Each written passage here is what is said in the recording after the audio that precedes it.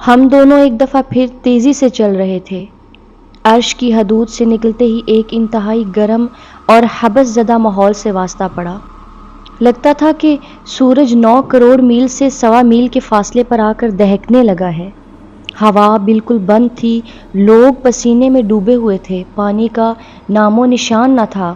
مجھ پر جام کوثر کا اگر اثر نہ ہوتا تو ماحول میں تو ایک لمحہ گزارنا ناممکن تھا، مگر میں دیکھ رہا تھا کہ ان گنت لوگ اسی ماحول میں بدحال گھوم رہے تھے، چہروں پر وحشت، آنکھوں میں خوف، بال خاک آلود، جسم پسینے سے شرابور، وجود مٹی سے اٹا ہوا، پاؤں میں چھالے اور ان چھالوں سے رستا ہوا خون اور پانی۔ یاس و ہراس کا یہ منظر میں نے زندگی میں پہلی دفعہ دیکھا تھا۔ ہر طرف افراتفری چھائی ہوئی تھی، ہر کسی کو اپنی پڑی ہوئی تھی۔ میری نظریں کسی ایسے شخص کو تلاش کر رہی تھیں جسے میں جانتا ہوں۔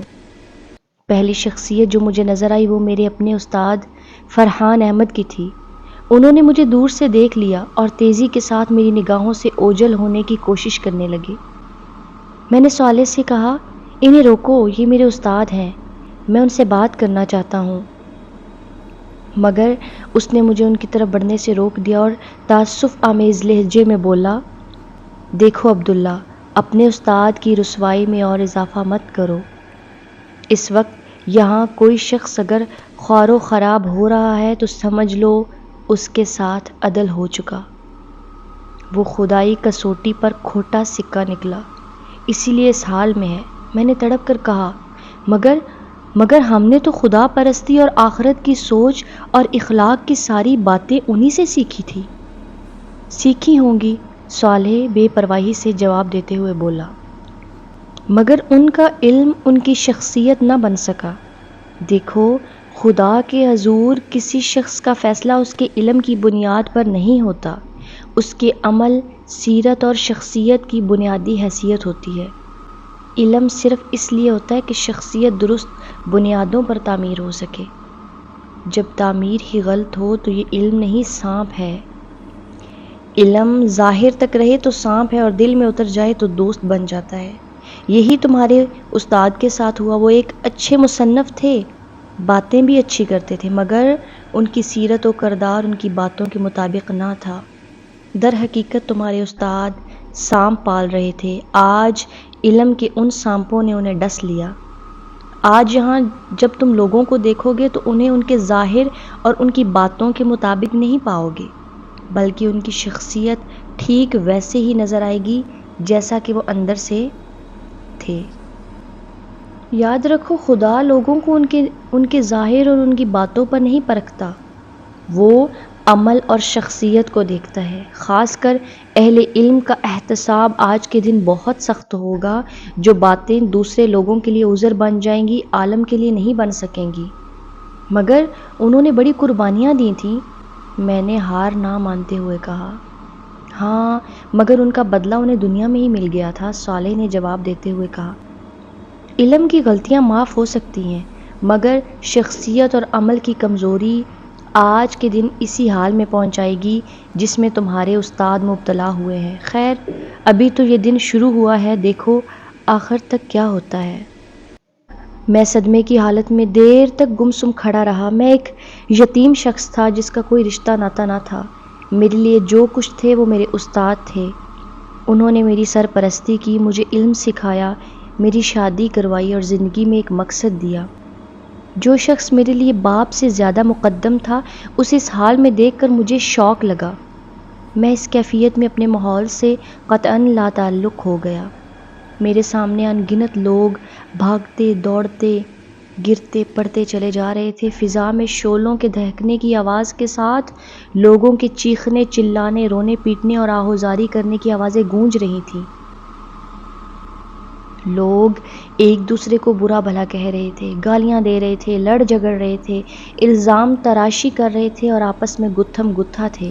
کوئی سر پکڑے بیٹھا تھا، کوئی منہ پر خاک ڈال رہا تھا، کوئی چہرہ چھپا رہا تھا، کوئی شرمندگی اٹھا رہا تھا، کوئی پتھروں سے سر ٹکرا رہا تھا تو کوئی سینہ کوبی کر رہا تھا۔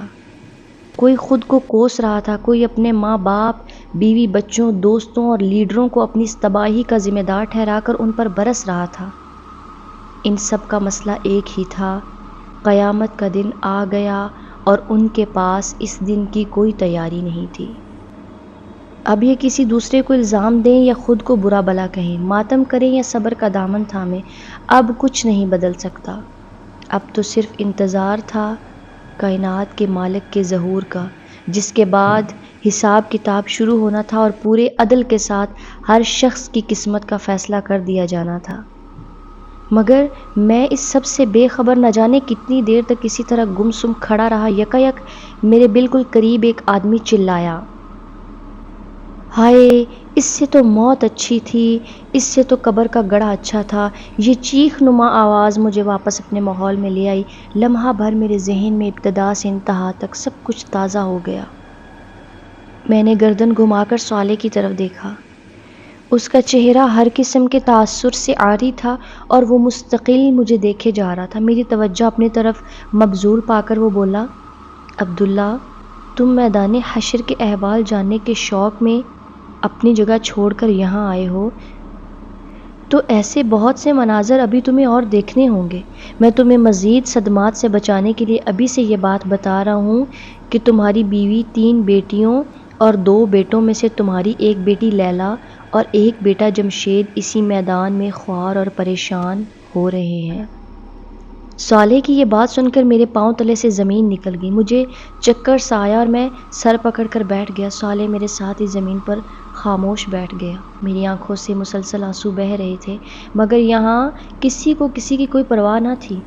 کوئی کیوں بیٹھا ہے، کیوں کھڑا ہے، کیوں لیٹا ہے، کوئی کیوں رو رہا ہے، کوئی کیوں چیخ رہا ہے، کیوں ماتم کر رہا ہے، یہ کسی کا مسئلہ نہیں تھا۔ آج سب کو اپنی ہی پڑی تھی۔ ایسے میں کوئی رک کر مجھ سے میرا غم کیوں پوچھتا؟ لوگ ہمارے پاس سے بھی بے نیازی سے گزرتے چلے جا رہے تھے۔ کچھ دیر بعد میں نے صالح سے پوچھا، اب کیا ہوگا؟ ظاہر ہے حساب کتاب ہوگا، پھر اس کے بعد ہی کوئی حتمی بات سامنے آئے گی۔ اس کا جواب 2 ٹوک تھا۔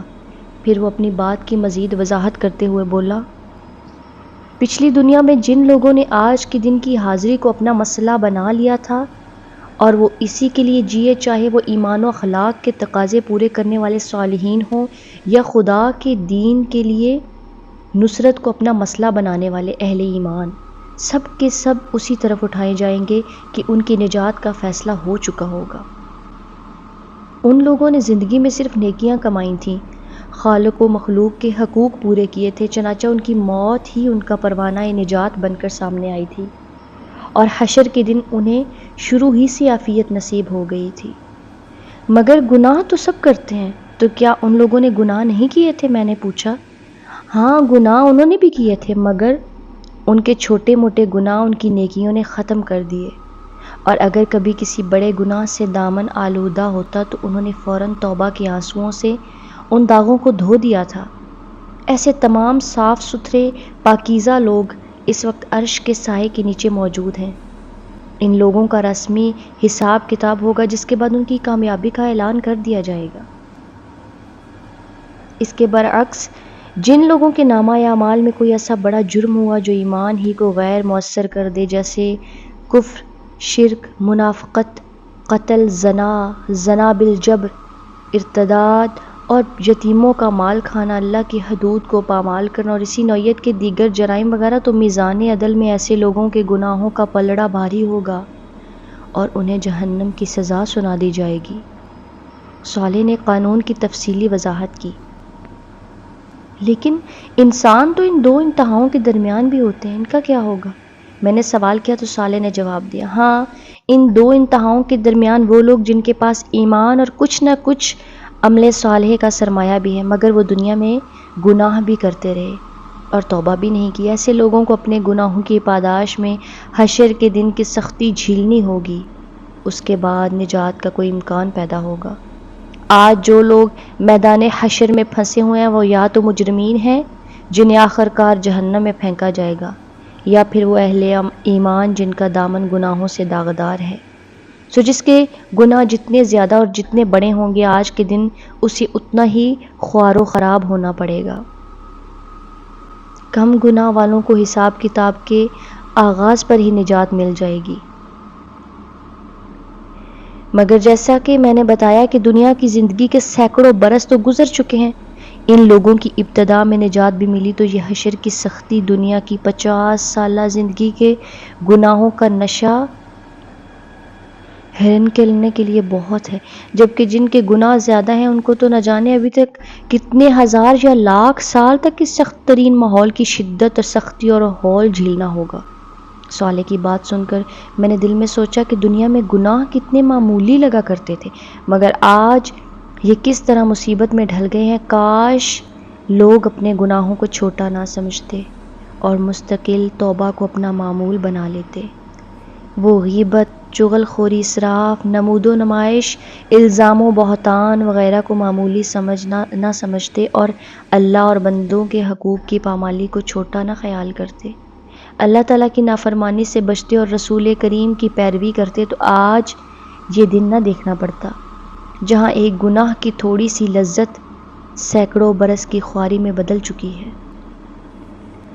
پھر میں نے اس سے دریافت کیا، کیا اس وقت کسی کو یہ معلوم ہے کہ اس کی نجات ہوگی یا نہیں ہوگی، اور اگر ہوگی تو کس طرح ہوگی؟ صالح نے جواب دیا، یہی اصل مصیبت ہے، یہاں کسی کو یہ نہیں معلوم کہ اس کا مستقبل کیا ہے، نجات کی کوئی امید ہے یا نہیں، یہ کوئی نہیں جانتا سوائے اللہ سبحانہ تعالیٰ کے۔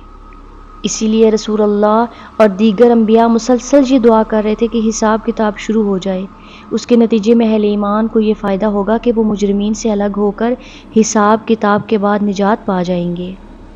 تم جانتے ہو آج کے دن انفرادی طور پر نہ کسی کے لیے زبان سے کوئی حرف نکالا جا سکتا ہے اور نہ اس کی کوئی گنجائش ہے، اور خوشی کی بات یہ ہے کہ رسول اللہ کی یہ دعا قبول ہو چکی ہے۔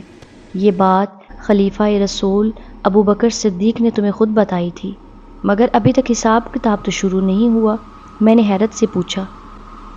صالح بولا، دعا قبول ہوئی ہے مگر اس پر عمل درآمد اللہ تعالیٰ اپنی حکمت و مصلحت کے تحت ہی کریں گے۔ ہو سکتا ہے کہ ابھی تک پوری دنیا سے لوگ قبروں سے نکلنے کے بعد یہاں پہنچے ہی نہ ہوں۔ کیا مطلب؟ لوگ اتنے برسوں میں بھی یہاں تک نہیں آئے؟ تمہارا کیا خیال ہے کہ آج لوگ ہوائی جہاز، ریلوں، بسوں اور موٹروں میں بیٹھ کر یہاں تک آئیں گے؟ آج سب پیدل دوڑتے آ رہے ہیں۔ اسرافیل کے سور نے لوگوں کو اسی سمت آنے کے لیے مجبور کر دیا تھا۔ آج سمندر پاٹ دیے گئے اور پہاڑ ڈھا دیے گئے، اس لیے لوگ سیدھا یہاں آ رہے ہیں، مگر ظاہر ہے پیدل آتے ہوئے وقت تو لگے گا۔ البتہ صالحین کے ساتھ فرشتے تھے جو انہیں فوراً یہاں لے آئے۔ بہرحال اب تک حساب کتاب شروع نہیں ہوتا، ہم یہاں ہی موجود لوگوں کے احوال دیکھ لیتے ہیں۔ ویسے شاید تم اسی مقصد کے لیے یہاں آئے تھے۔ صالح نے یہ الفاظ کہے اور میرے جواب کا انتظار کیے بغیر میرا ہاتھ تھامے آگے بڑھنے لگا۔ اس وقت شدید گرمی سے چہرے تپ رہے تھے، ہر طرف گرد و غبار اڑ رہا تھا، لوگ گروہوں کی شکل میں اور تنہا تنہا ادھر سے ادھر پریشان گھوم رہے تھے۔ میری متلاشی نظریں اپنے کسی شناسا کو ڈھونڈ رہی تھیں، مگر کہیں کوئی شناسا صورت نظر نہیں آ رہی تھی۔ اچانک ایک طرف سے ایک لڑکی نمودار ہوئی، اور قبل اس کے کہ میں اس کی شکل کو دیکھ پاتا وہ میرے قدموں پر گر کر بے بسی سے رونے لگی۔ میں نے قدرے پریشانی سے صالح کی سمت دیکھا۔ اس نے سپاٹ لہجے میں لڑکی سے کہا، کھڑی ہو جاؤ۔ اس کے لہجے میں نہ جانے کیا تھا کہ میری ریڑھ کی ہڈی میں سنسناہٹ ہونے لگی۔ لڑکی بھی سہم کر کھڑی ہو گئی۔ میں نے اس کا چہرہ دیکھا۔ یہ چہرہ خوف، اندیشی اور غم کے سایوں سے سیاہ پڑ چکا تھا۔ چہرے اور بالوں پر مٹی پڑی ہوئی تھی، پیاس کے مارے ہونٹوں پر پپڑیاں جم گئی تھیں اور وحشت زدہ آنکھوں میں خوف و دہشت کا رنگ چھایا ہوا تھا۔ قرب کی ایک لہر میرے وجود کے اندر اتر گئی۔ میں نے اس چہرے کو جب پہلی دفعہ دیکھا تھا تو بے ساختہ چشمے بددور کہا تھا کہ گورا رنگ، کھڑا کھڑا ناک، نقشہ کتابی چہرہ، گلابی ہونٹ، نیلی آنکھیں اور گہرے سیاہ بال، خدا نے اس چہرے کو قدرتی حسن سے اس طرح نوازا تھا کہ زیب و زینت کی اسے حاجت نہ تھی، مگر آج یہ چہرہ بدل چکا تھا۔ ماضی کا جمال حشر کے حزن و ملال کی تہ میں کہیں دفن ہو چکا تھا۔ سراپائے حسرت، سراپائے وحشت، سراپائے اذیت اور مجسم ندامت، یہ وجود کسی اور کا نہیں، میرے چہیتے بیٹے جمشید کی بیوی اور میری بڑی بہو ہما کا تھا، جو حسرت و یاس کی ایک زندہ تصویر بن چکی تھی اور میرے سامنے کھڑی تھی۔ ابو جی مجھے بچا لیجئے، میں بہت تکلیف میں ہوں، یہاں کا ماحول مجھے مار ڈالے گا۔ میں نے ساری زندگی کوئی تکلیف نہیں دیکھی، مگر لگتا ہے کہ اب میری زندگی میں کوئی آسانی نہیں آئے گی۔ اللہ کے واسطے مجھ پر رحم کیجئے، آپ اللہ کے بہت محبوب بندے ہیں، مجھے بچا لیجئے، مجھے بچا لیجئے۔ یہ کہتے ہوئے ہما ہچکیاں لے کر رونے لگی۔ جمشید کہاں ہے؟ میں نے ڈوبے ہوئے لہجے میں دریافت کیا۔ وہ یہیں تھے، وہ بھی آپ کو ڈھونڈ رہے ہیں، مگر یہ اتنی بڑی جگہ ہے اور اتنے سارے لوگ ہیں کہ کسی کو ڈھونڈنا ناممکن ہے۔ ان کا حال بھی بہت برا ہے، وہ مجھ سے بہت ناراض تھے۔ انہوں نے ملتے ہی مجھے تھپڑ مار کر کہا تھا کہ میں تمہاری وجہ سے برباد ہو گیا۔ ابو میں بہت بری ہوں، میں خود بھی تباہ ہو گئی اور اپنے خاندان کو بھی برباد کر دیا۔ پلیز مجھے معاف کر دیں اور مجھے بچا لیں، اللہ کا عذاب بہت خوفناک ہے، میں اسے برداشت نہیں کر سکتی۔ ہما فریاد کر رہی تھی اور اس کی آنکھوں سے آنسوؤں کی لڑیاں بہہ رہی تھیں۔ میرے دل میں پدری محبت کا جذبہ جوش مارنے لگا۔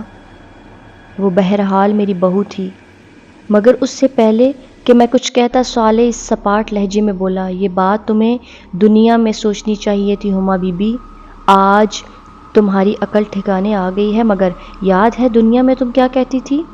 تمہیں شاید یاد نہ آئے، میں یاد دلاتا ہوں۔ یہ کہتے ہوئے صالح نے اشارہ کیا اور یک لخت ایک منظر سامنے نظر آنے لگا۔ یہ جمشید اور ہما کا کمرہ تھا۔ مجھے لگا کہ میرے ارد گرد کا ماحول غائب ہو چکا ہے اور میں اسی کمرے میں ان دونوں کے ہمراہ موجود ہوں اور براہ راست سب کچھ دیکھ اور سن رہا ہوں۔ جمشید، اب میں اس ملک میں نہیں رہ سکتی، اب ہمیں کسی ویسٹرن کنٹری میں شفٹ ہو جانا چاہیے۔ ڈریسنگ ٹیبل کے سامنے بیٹھی ہوئی ہما نے اپنے کٹے ہوئے بالوں کو برش کرتے ہوئے کہا۔ جمشید بیڈ پر لیٹا ٹی وی دیکھ رہا تھا، اس نے کوئی جواب نہیں دیا۔ تم نے سنا نہیں جمشید میں نے کیا کہا؟ یس میں نے سن لیا، لیکن میرا پورا خاندان یہاں ہے، میں انہیں چھوڑ کر کیسے جاؤں؟ بالکل ویسے ہی جیسے کہ تم ان کا گھر چھوڑ کر میرے ساتھ الگ ہو چکے ہو۔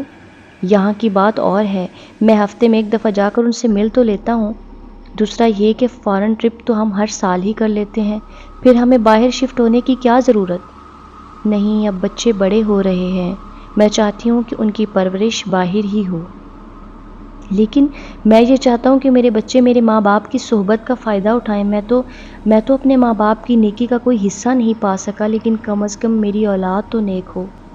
انہی کی صحبت سے تو میں اپنی اولاد کو بچانا چاہتی ہوں۔ میرے ایک بچے کو بھی اپنے ددیال کی ہوا لگ گئی تو ان کی زندگی خراب ہو جائے گی۔ اس کے ساتھ ہی فون کی گھنٹی بجی۔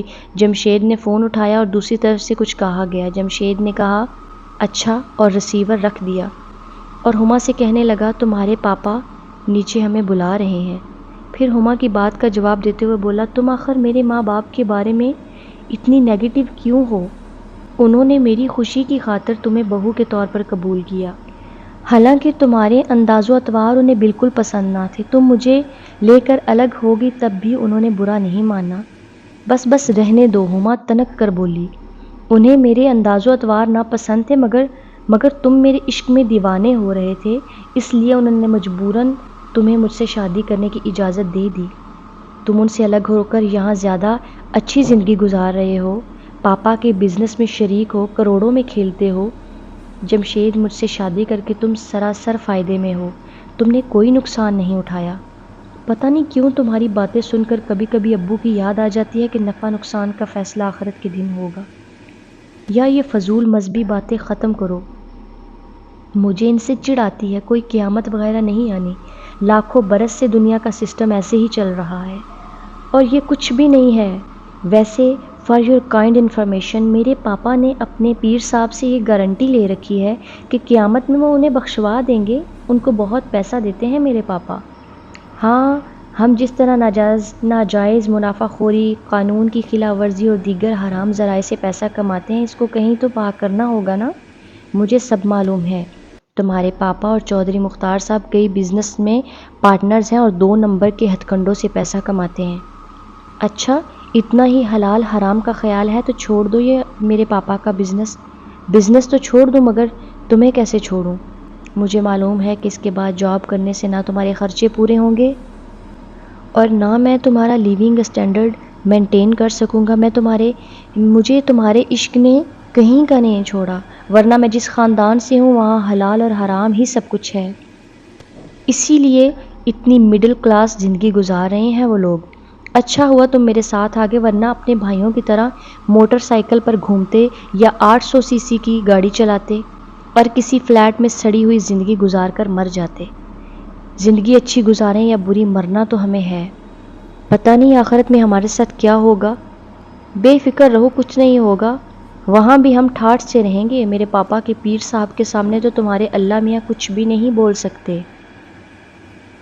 کلمہ کفر تو مت بکو، اور اللہ میرا کہاں رہا؟ جب میں اللہ کا نہ رہا تو وہ میرا کیسا رہے گا؟ یہ جملہ کہتے ہوئے جمشید کا لہجہ بھرا گیا اور اس کی آنکھوں میں نمی آ گئی، مگر ہما اس کے بہتے ہوئے آنسوؤں کو نہیں دیکھ سکی۔ اس کا سارا دھیان آئینے کی طرف تھا۔ وہ اپنے میک اپ سے فارغ ہو چکی تھی، اس لیے ڈریسنگ ٹیبل کے سامنے سے اٹھتے ہوئے بولی، اچھا چھوڑو یہ فضول باتیں، نیچے چلو، پاپا انتظار کر رہے ہیں۔ صالح نے دوبارہ اشارہ کیا اور منظر ختم ہو گیا، لیکن ساتھ ہی ہما کی ہر امید کو بھی ختم کر دیا۔ صالح نے اسی شفاق اور قاتل لہجے میں سختی کے ساتھ کہا، تم نے دیکھا تمہاری زبان سے نکلا ہوا ایک ایک لفظ ریکارڈ کر لیا گیا ہے، تو جاؤ ہما بی بی اپنے پیر صاحب کو ڈھونڈو جو تمہیں بخشوا سکتے ہیں اور جن کے سامنے اللہ تعالیٰ بھی۔ صالح نے جملہ ادھورا چھوڑ دیا، مگر ہما کے الفاظ دہراتے وقت اس کے لہجے میں جو غضب آ گیا تھا اس سے میں خود ہل کر رہ گیا۔ ہما بھی بری طرح خوف زدہ ہو گئی اور اس سے پہلے کہ صالح کچھ کہتا وہ روتی چیختی ہوئی وہاں سے بھاگ گئی۔ اس منظر میں جمشید کو دیکھ کر میری حالت پھر چکرا گئی۔ ظاہر ہے کہ ہما کی طرح وہ بھی سختیوں بھرے میدان میں پریشان حال رہا ہوگا۔ میں سوچ رہا تھا کہ جمشید اس حال میں میرے سامنے آ گیا تو میں کیا کروں گا۔ میں اسی سوچ میں غلطاں تھا کہ صالح نے میری کمر کو تھپ تھپا کر کہا، آؤ چلتے ہیں۔ نہ جانے اس کی تھپکی میں کیا بات تھی کہ میں نے محسوس کیا کہ میرے اوپر طاری ہونے والی پریشانی کی کیفیت بہت ہلکی ہو گئی ہے۔ میں قدرے بشاشت سے اس کے ساتھ چلنے لگا۔ ارد گرد پھر وہی پریشانی، وحشت زدہ لوگوں کی ہلچل تھی۔ ہم کچھ ہی دور آگے چلے تھے کہ سامنے سے چودھری مختار صاحب آتے نظر آئے۔ انہوں نے شاید مجھے دیکھ لیا تھا اور میری طرف آ رہے تھے۔ چودھری صاحب میرے بیٹے جمشید کے سسر کے بزنس پارٹنر تھے۔ اس حیثیت میں میری ان سے رسمی واقفیت تھی۔ میرے قریب آتے ہی انہوں نے مجھ سے گلے ملنے کی کوشش کی، جسے صالح نے ہاتھ آگے بڑھا کر یہ کہتے ہوئے ناکام بنا دیا کہ دور رہ کر بات کرو۔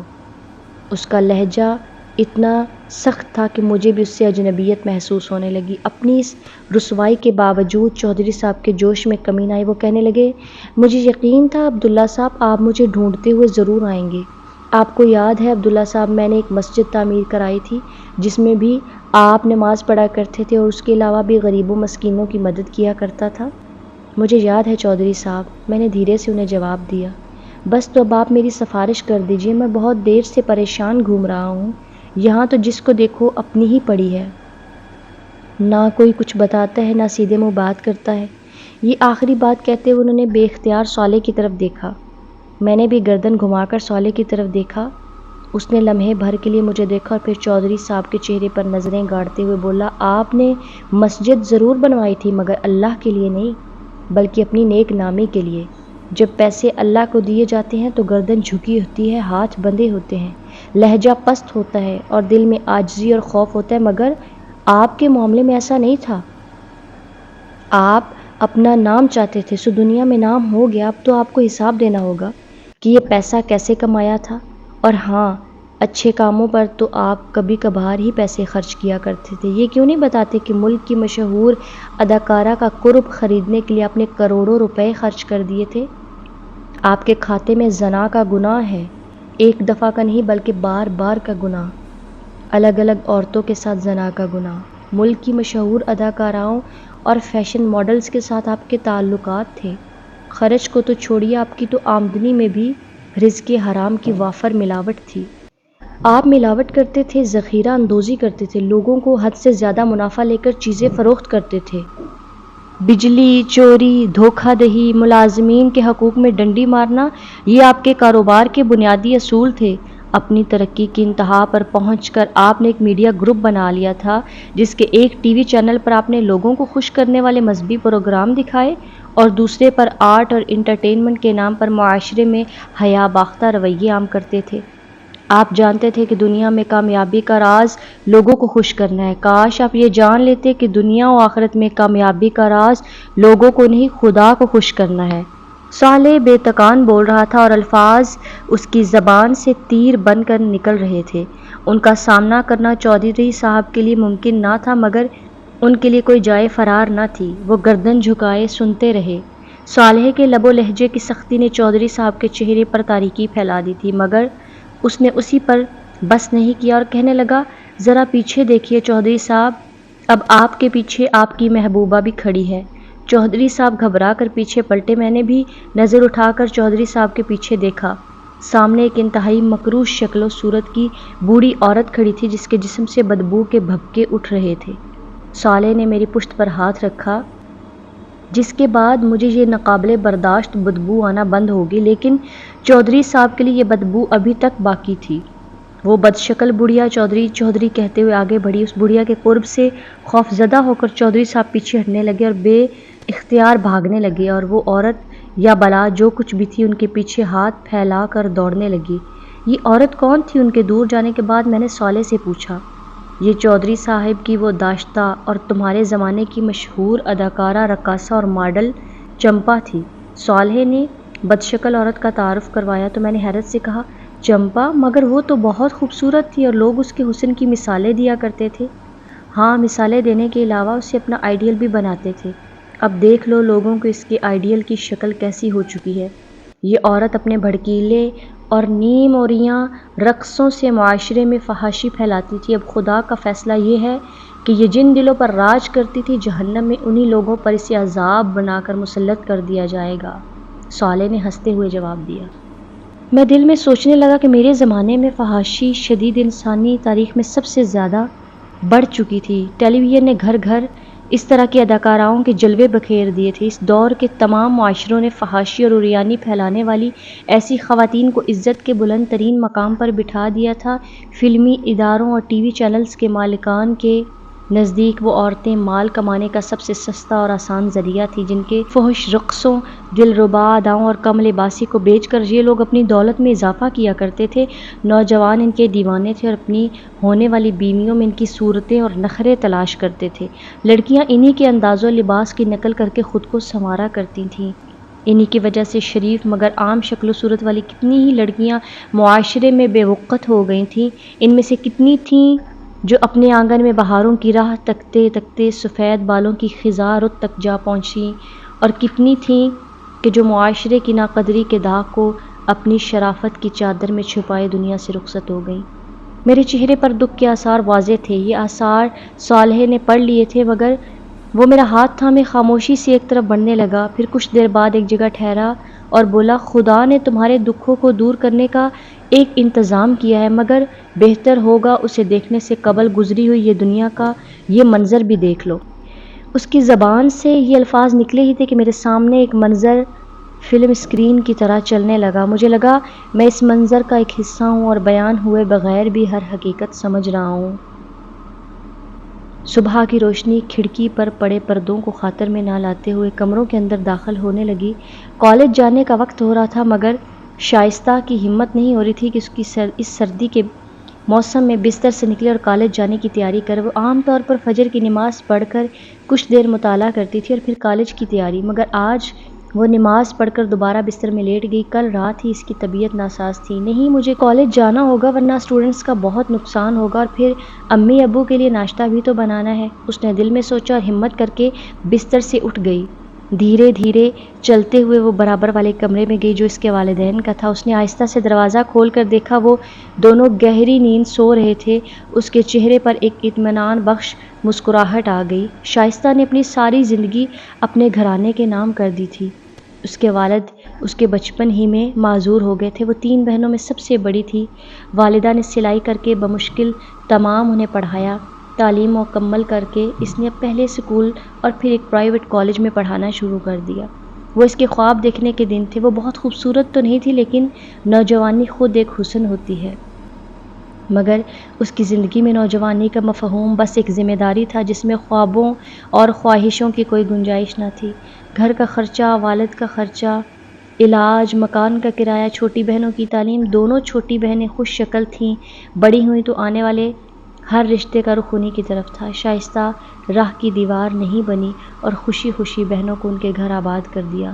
یہ ذمہ داریاں پوری کرتے کرتے اس کی جوانی ڈھلتی گئی اور اب وہ اپنے بوڑھے والدین کا بوجھ اٹھانے کے لیے تنہا رہ گئی تھی۔ ان حالات میں اس کا سہارا خدا کی ذات تھی۔ اسے خدا سے شدید محبت تھی، اتنی محبت کہ زندگی کی کسی محرومی نے اس کے اندر تلخی نہیں آنے دی۔ وہ نماز روزے کی پابند تو بچپن سے ہی تھی، مگر خدا کی محبت کی یہ مٹھاس اسے اس کے روحانی استاد عبداللہ صاحب کی کتابیں پڑھ کر ملی تھی، اور اب یہ اس کی زندگی کا مشن تھا کہ وہ خدا کی بندگی اور محبت کی یہ مٹھاس اپنے نوجوان طلباء تک منتقل کرتی۔ وہ ایک بہترین استاد تھی اور اس کے طلباء اس کی بہت عزت کرتے تھے، اسی لیے وہ اس کی باتیں ہمیشہ توجہ سے سنتے اور شائستہ شوق سے انہیں پڑھاتی تھی۔ مگر آج نہ جانے کہ اس کا دل بہت اداس تھا۔ شاید طبیعت کی خرابی کا اثر تھا کہ وہ ڈپریشن کی کیفیت میں تھی۔ ناشتے سے فارغ ہو کر وہ آئینے کے سامنے کھڑی ہو گئی اور تیار ہونے لگی۔ اس نے اپنے چہرے کو غور سے دیکھا، ڈھلتی جوانی کے سارے اثرات اب ظاہر ہو رہے تھے۔ وہ ایک قرب کے ساتھ مسکرائی اور خود کو مخاطب کر کے دھیرے سے بڑبڑائی، شائستہ تم ہار گئی، تمہارے حصے میں تنہائیوں کے سوا کچھ نہیں آیا۔ یہ کہتے ہوئے اس نے آنکھیں بند کر لیں۔ یہ شاید اس کا اعتراف شکست تھا، مگر اسی لمحے استاد عبداللہ کی ایک بات اس کے کانوں میں گونجنے لگی، جو خدا سے سودا کرتا ہے وہ کبھی نقصان نہیں اٹھاتا۔ ایک مسکراہٹ کے ساتھ اس نے اپنی آنکھیں کھولی اور ٹھہرے ہوئے لہجے میں بولی، دیکھتے ہیں، دیکھ لیں گے، اب وقت ہی کتنا بچا ہے۔ منظر ختم ہو گیا۔ میں نے صالح کی سمت دیکھ کر کہا، میں تو اس لڑکی کو نہیں جانتا۔ اب جان لو گے، ویسے تم جو کچھ لکھتے تھے وہ بہت دور تک جاتا تھا، صالح نے جواب دیا، اور ساتھ ہی میرا ہاتھ تھامے ایک سمت بڑھنے لگا۔ تھوڑی دیر بعد ہم ایک ایسی جگہ پہنچے جہاں ویسے ہی سخت گیر فرشتے نظر آئے جیسے عرش کی سمت عام لوگوں کو بڑھنے سے روکنے کے لیے کھڑے تھے، مگر صالح کو دیکھ کر انہوں نے ہمارا راستہ چھوڑ دیا۔ ذرا دور چل کر ہمارے سامنے ایک دروازہ آ گیا۔ صالح نے دروازہ کھولا اور میرا ہاتھ تھامے اندر داخل ہو گیا۔ یہ دروازہ ایک دوسری دنیا کا دروازہ تھا، کیونکہ اس کے اس طرف حشر کے پریشان کن ماحول کے برعکس منظر پھیلا ہوا تھا۔ میں بے اختیار بولا، صالح ہم واپس نبیوں کے کیمپوں کی طرف تو نہیں آ گئے؟ اس نے مسکرا کر کہا، ہاں، تمہارا دکھ تو یہیں آ کر دور ہو سکتا ہے۔ ہم چلتے ہوئے ایک شاندار خیمے کے قریب پہنچے۔ اس کے دروازے پر ایک انتہائی باوقار اور پرنور چہرے والے ایک صاحب کھڑے تھے۔ یہ میرے لیے بالکل اجنبی تھے۔ قریب پہنچ کر صالح نے ان سے میرا تعارف کروایا، یہ عبداللہ ہیں، محمد الرسول اللہ کی امت کے آخری دور کی امتی، اور آپ نحور ہیں، یرمیاہ نبی کے انتہائی قریبی ساتھی۔ نحور، آپ انہی سے ملنا چاہ رہے تھے نا؟ یہ ایک عظیم پیغمبر کے صحابی کا مجھ سے تعارف بھی تھا اور یہ وضاحت بھی کہ میں یہاں کیوں موجود ہوں۔ میں نے نحور سے مصافحہ کے لیے ہاتھ بڑھایا، لیکن انہوں نے پرجوش انداز میں مجھے اپنے گلے سے لگا لیا۔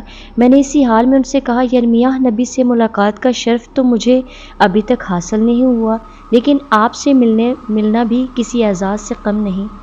یرمیاہ نبی کے حالات اور زندگی میں میرے لیے ہمیشہ بڑی رہنمائی رہی، مجھے ان سے ملنے کا بہت اشتیاق ہے۔ یہ کہتے ہوئے میرے ذہن میں بنی اسرائیل کی اس عظیم پیغمبر کی زندگی گھوم رہی تھی۔ 6 صدی قبل مسیح میں بنی اسرائیل بدترین اخلاقی انحراف کا شکار تھے اور اسی بنا پر اپنے زمانے کے سپر پاور عراق کے حکمران بخت نصر کے ہاتھوں میں سیاسی مغلوبیت کے خدائی عذاب میں مبتلا ہو چکے تھے، مگر ان کے لیڈروں نے قوم کی اصلاح کرنے کے بجائے ان کے ہاں سیاسی غلبے کی سوچ عام کر دی۔ یرمیاہ نبی نے بنی اسرائیل کو ان کی اخلاقی اور ایمانی گمراہیوں پر متنبہ کیا اور انہیں سمجھایا کہ وقت کی سپر پاور سے ٹکرانے کے بجائے اپنی اصلاح کریں، مگر ان کی قوم نے اپنی اصلاح کرنے کے بجائے انہیں کنویں میں الٹا لٹکا دیا اور پھر بخت نصر کے خلاف بغاوت کر دی۔ اس کے بعد بخت نصر عذاب الہی بن کر نازل ہوا اور اس نے یروشلم کی اینٹ سے اینٹ بجا دی۔